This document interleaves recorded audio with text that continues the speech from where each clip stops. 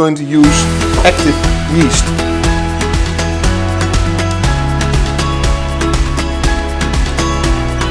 Bit by bit the flour from the edge to smack and fold, smack and fold. Your hands do the work. Tuck it in. Here you see the breads. Now let's bake them.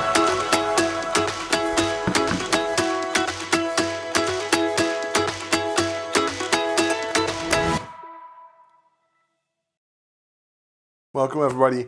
This is lesson number 5. In this lesson we're going to do almost exactly the same as we did in the lesson before. But this time we're going to use active yeast. In this case it's powdered yeast, dry yeast, but you can have fresh yeast as well. Again, I have 600 grams of flour. From those 600 grams I have 2% yeast. I'm going to add to it, and again 390 grams of water, where 19 grams is withheld from the initial mixing, and some sea salt to it. So let's start by adding again the flour to your work area. And as you know, we're going to make a little bit of a dike with it. So a little puddle. We're going to add, this time we're going to add water first instead of the sourdough or the yeast. And then in the water we're going to dissolve the yeast. Again, salt are we going to add in a later stage. And first we're going to mix the water that's room temperature, around 20 degrees Celsius, with the yeast. Never add salt to the yeast, because again it will make the yeast work less, and you don't want that, because you want really nice airy bread. And again we used a really nice bread flour to it, a type 65, and that's a high protein level flour, so between 12 and 14% of proteins to it. Now you see that almost all the yeast is dissolved and active. We're going to add bit by bit the flour from the edge to it to make a little bit, to make the dough like what we did before. You can also do this in a machine, of course, no worries. But I like to do it by hand to get really the feel of how the dough starts, how it's developing, how the gluten works. So that's really nice to get your hang of. And then next lessons we will work with the machine again. Bit by bit, flour from the edge into the mixture. Don't make the dike break. I'm going to make the joke a lot of times when we make bread. And you see that there's a dough starts to develop. Then we can add, again with the scraper, we can add everything to it and start with kneading it to a really nice solid dough.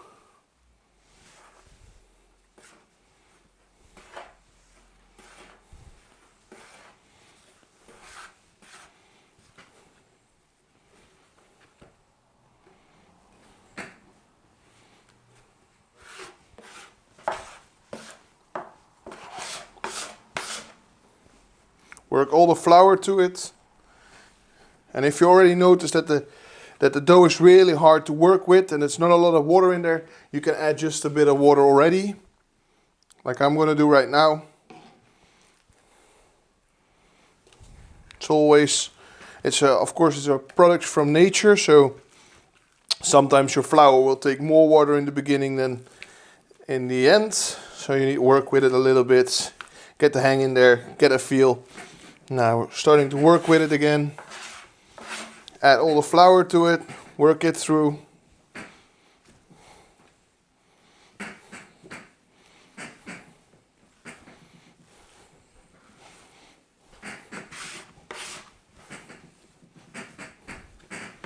Till it's a nice and smooth dough, and that everything is dissolved, so the water is completely in the dough and the flour is completely taken on.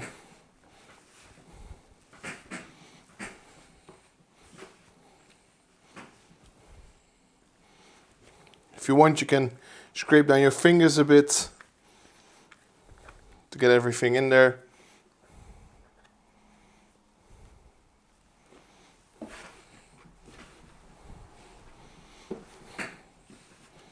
I'm going to add a little bit of water to it.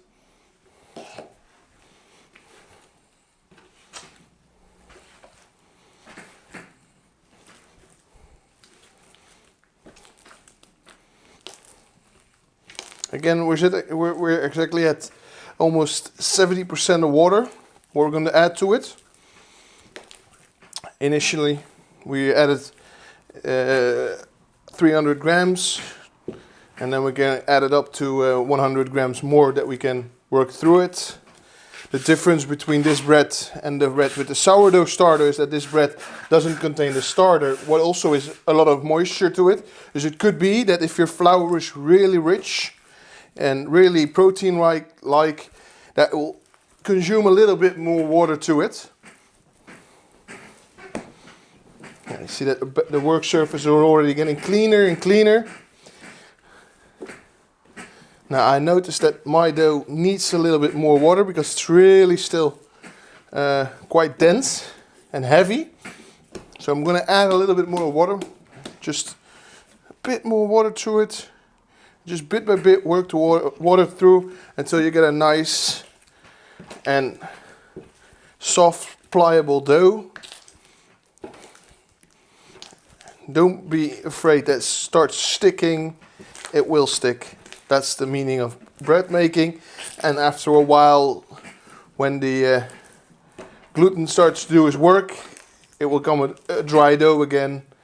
But we want a really nice flexible dough, not too hard. We're gonna clean our work surface a bit, add everything to the dough again. In this stage, we can also add the salt to it. So roughly 2% of the flour weight. I always do this by feel. Just use coarse sea salt or fine sea salt like I do, and you just work it through.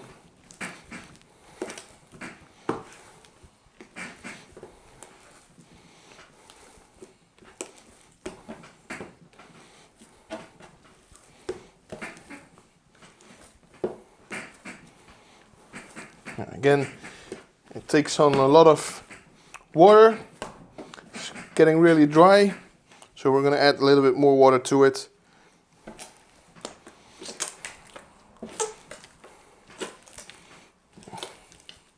Just add it bit by bit and work it through nice and neatly till the dough is dry again. And then you get a feeling if it's kind of stiff. You see it on the, if you see the dough like this, I will make a close-up right now. And then you see that it's stirring a little bit. That means it's a little bit too dry. So we need to work with it a bit, and we can add a little bit more water to it.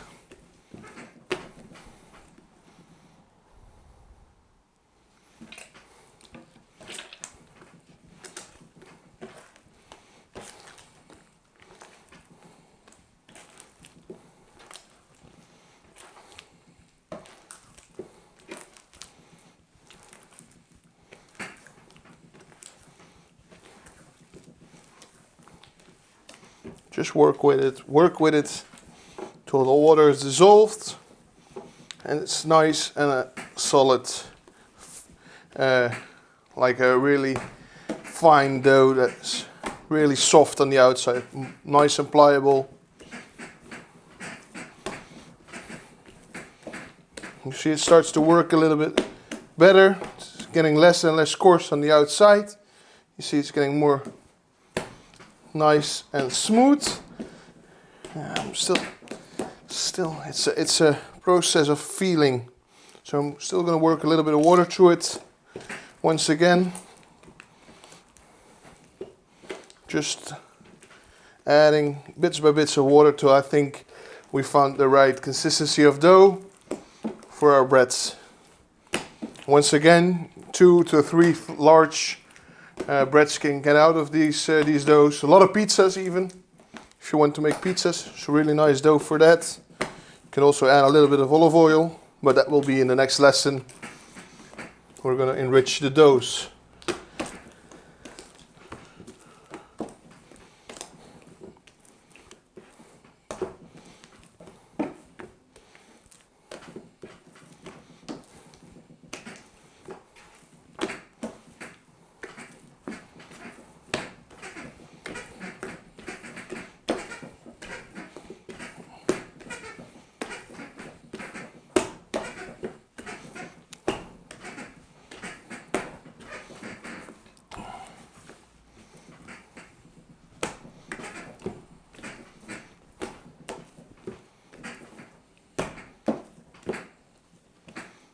It's getting there.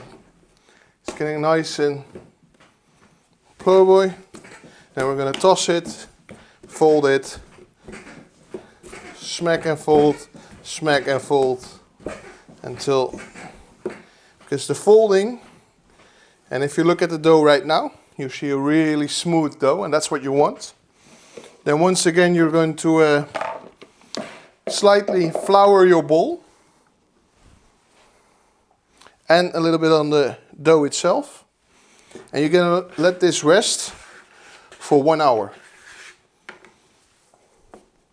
Cover it with a towel or a piece of plastic that doesn't create a skin to it.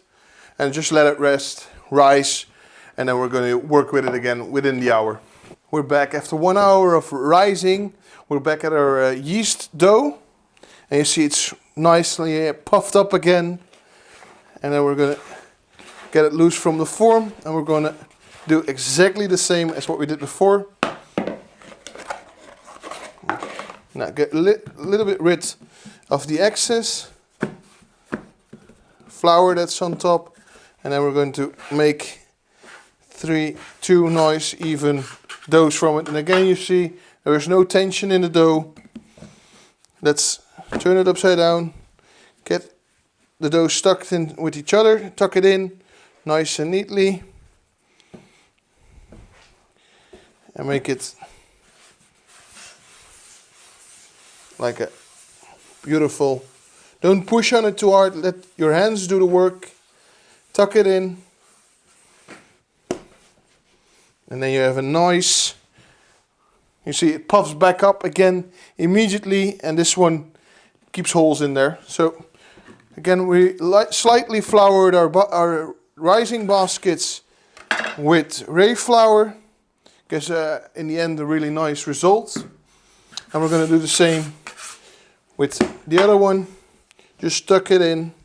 If you want to spin it a little bit, it's no worries. Just, you feel that there's some air in there, make sure the air stays in there. And let's turn it, spin it around, tucking it underneath with the outside of the palm of your hands. And if it sticks and it's nice on tension, we're adding it to our basket. And then again, this time I choose for an overnight proof to make sure that the development is really nice, and then we have a really beautiful flavored bread, because the fermentation will take place in a really long stage. So we use some cling film to cover it, and just cover the top.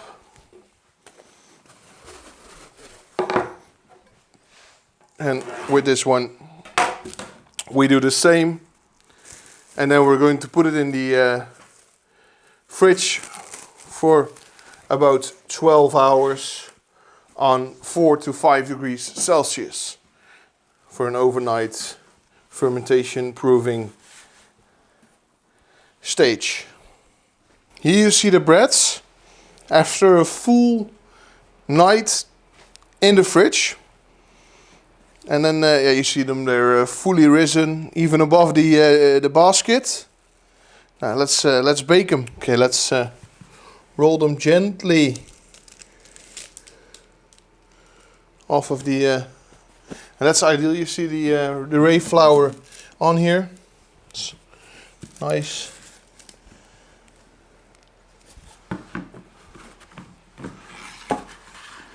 And now we can use a little knife. I'm gonna try to get this one a little bit replaced, and then we're gonna score them in with a cross.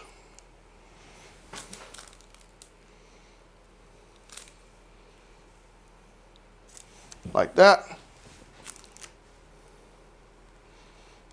And the tension can escape and we get more oven proof in there. Okay, these are going into an oven of 220 degrees for roughly 30 to 35 minutes.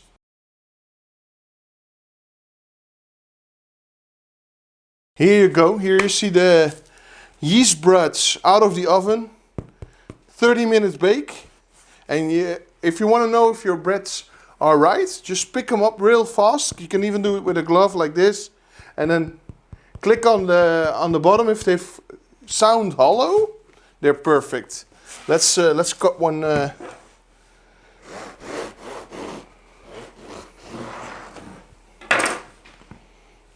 you go. Now here you see the inside of the bread, perfect structure, even. You see that I cut it a little bit too warm, but this is like a nice bread with with a little bit of butter on there, some sea salt, beautiful. Hopefully I see you next lesson, and good luck with the bread baking, and yeah, see you next lesson. Cheers. We're going to use active yeast.